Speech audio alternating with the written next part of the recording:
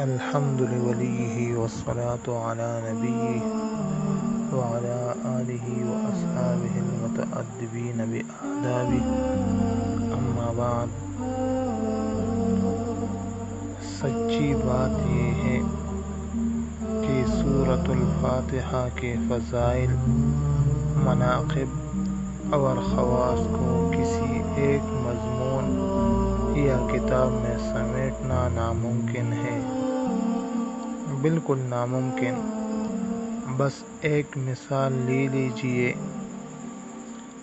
ایک آدمی کے پاس اللہ تعالیٰ کے فضل سے ہر طرح کا وافر سامان موجود ہو، گندم کی ہزاروں بوریاں، گوشت کے لیے بکریوں کے ریوڑ، پہننے کے لیے کپڑوں کے انبار، علاج اور صحت کے لیے ہزاروں غذائیں اور دوائیں، خدمت کے لیے سینکڑوں نوکر، غلام اور خادم، رہنمائی اور تعلیم کے لیے بہترین علماء اور اساتذہ کرام، تفریح کے لیے ہر طرح کا سامان۔ مگر اچانک اس آدمی کو بہت دور کا اور بہت لمبا سفر پیش آ گیا، اور سفر بھی سالہ سال ہو۔ اس عقل مند آدمی نے سوچا کہ اتنا سامان تو نہیں اٹھا سکتا، چنانچہ اس نے سارا سامان اور ساری جائیداد سونے کے بدلے بیچ دی۔ اب اس کے پاس 1 من سونا ہو گیا، مگر اسے یہ بھی بوجھ لگتا ہے، تو اس نے سارا سامان اور سونا چند قیمتی موتیوں کے بدلے بیچ دیا، ایسے موتی جو ہر جگہ اور ہر ملک میں بیچے جا سکتے ہیں۔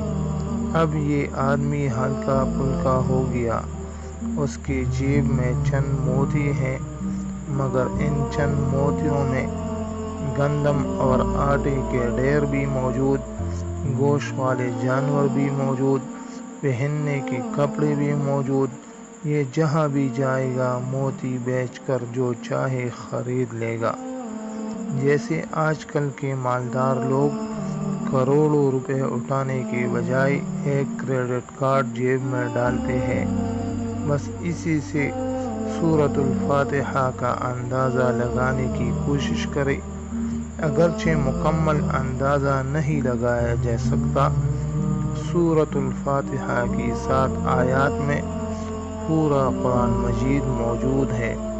سورہ فاتحہ کی 7 آیات میں 7 آسمانوں اور 7 زمینوں کے ہدایت والے، علم والے، روشنی والے، رزق والے، حفاظت والے اور برکت والے خزانے موجود ہیں۔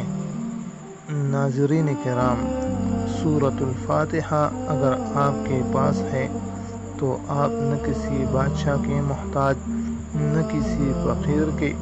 سورۃ الفاتحہ آپ کے ساتھ ہے، نہ تو آپ کو کسی انسان کا محتاجی، نہ کسی جن کی۔ آپ سورہ فاتحہ کا انتہائی قیمتی موتی ساتھ لے لیں۔ یہ وہ موتی ہے جسے بیچنا بھی نہیں پڑتا، بس دکھانا پڑتا ہے۔ اسے دکھاتے جائیں اور دنیا کے سارے مسئلے حل کراتے جائیں۔ یہ موتی آپ کے پاس ہی رہے گا، اور پھر یہی موتی دکھا کر آخرت کے سارے مسائل حل کراتے جائیں۔ ناظرین کرام، ایک بار کسی کو دوسرے ملک کا سفر کرنا تھا۔ واپسی کے وقت میزبانوں نے بطور سہولت ایک با اختیار آدمی کو ساتھ کر دیا۔ وہ جب پہلے گیٹ پر پہنچے تو تلاشی لینے والے آگے بڑھے۔ اس نے جیب میں 2 انگلیاں ڈال کر ایک کارڈ کو تھوڑا سا اونچا کیا۔ تلاشی لینے والے فوراً باادب ہو گئے اور راستہ چھوڑ دیا۔ پھر سامان کی تلاشی کے وقت بھی یہی مناظر۔ حتیٰ کہ جہاز کی طرف جانے والے آخری دروازے پر بھی یہی ہوا۔ یہ زندگی کا وہ سفر تھا جس میں نہ سامان کی تلاشی ہوئی اور نہ جسم کی۔ ایک کارڈ میں اتنی طاقت تھی، اندازہ لگائیے کہ قرآن پاک کی سب سے عظیم اور افضل سورت کی طاقت کتنی ہوگی اگر ہم سورۃ الفاتحہ کو پا لیں اور سورہ فاتحہ کا کارڈ ہمارے دل میں